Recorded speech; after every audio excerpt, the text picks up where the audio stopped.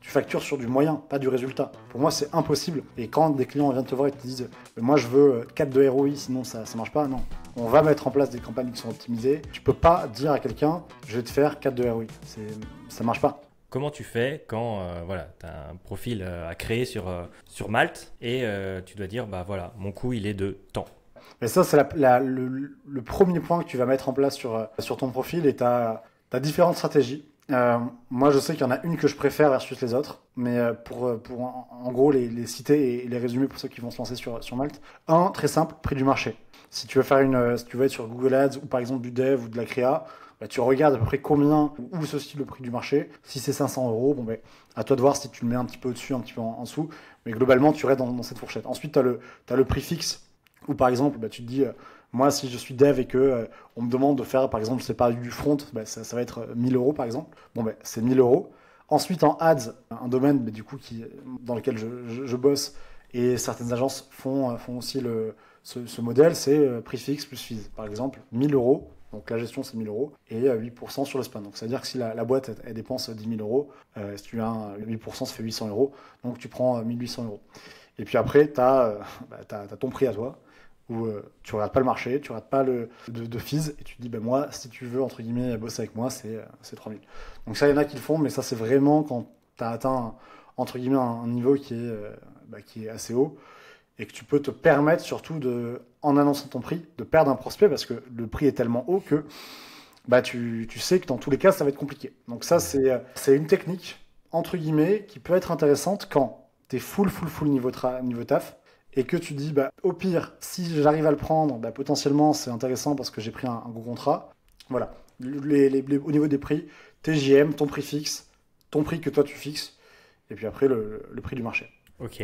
Moi, je dis c'est très clair parce que je me suis posé un petit peu la question, mais quand même, ça demande un peu de réflexion et puis même tout simplement d'A/B testing. Genre, essayer un truc. C'est ça.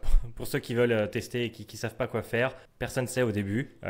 Vous regardez un petit peu où se placent les gens, vous essayez de capter des missions avec, vous annoncez un prix, ça passe pas, ça passe pas, et vous augmentez graduellement avec l'expérience et ça devrait bien se passer.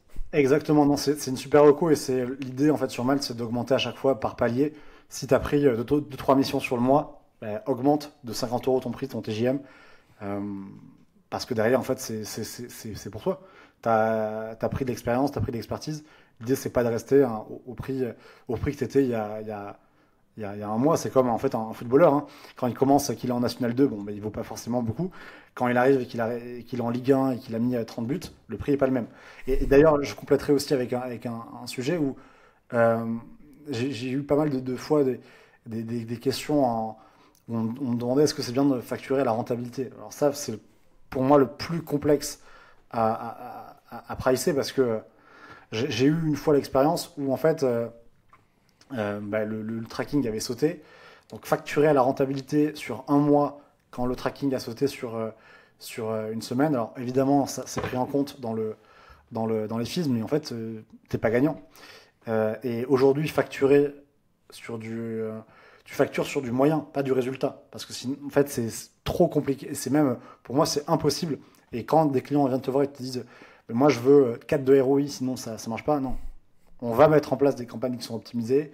On va voir au niveau des personas, du tunnel de vente, etc. Mais tu peux pas dire à quelqu'un, je vais te faire 4 de ROI. Ça marche pas. Ta saisonnalité, il y a un concurrent qui rentre, il n'y a pas de. Tu prends un bad buzz, non, ça n'existe pas.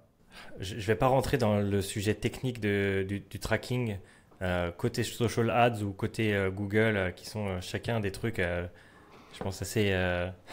Où nous, on connaît bien le truc, mais il y a plein à dire. Mais ouais, rien que parce que c'est compliqué, évitez. Voilà. Juste, je Carrément. dis juste ça.